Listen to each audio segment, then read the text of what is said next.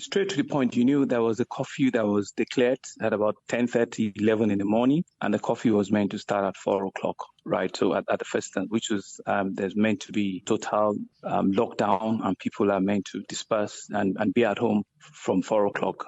That was the instruction that was broadcast.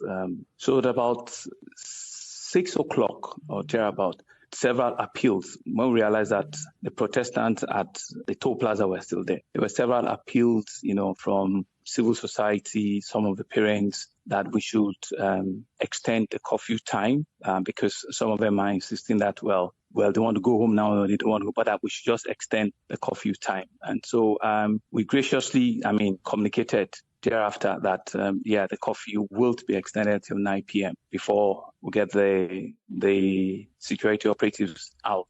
So those were the communications that were out, and those were the communications that we passed on to a whole lot of the security operatives. But I think at about 7 o'clock or thereabout, there was a small unit of the military that now went there, and we heard that gunshots were fired.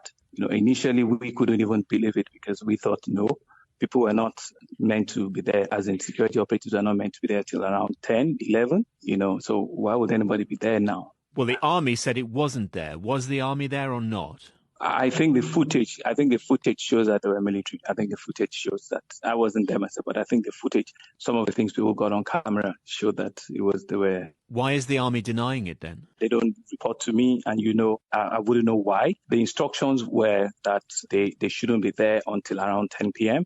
Right. So I think there must have been some miscommunication somewhere in their own formation, because what we hear is the unit that went there, their location is less than 10 minutes from where the incident occurred. It was actually just straight down the same road. 5 minutes from their barracks, they actually could get there. So I don't know who gave those instructions. I don't know how they missed the information that was passed on. So, but just to be clear, you're not saying that people should have been opened fire on because they disobeyed the curfew, are you? Absolutely not. There are no instructions to that effect. They couldn't have been given. I'm not party to that. I would never instruct people to open firearms on Protestants whatsoever. How long can you maintain this curfew? At the moment it's set for 24 hours, isn't it? Well, no, that's not the first instance. The whole city it's really up on.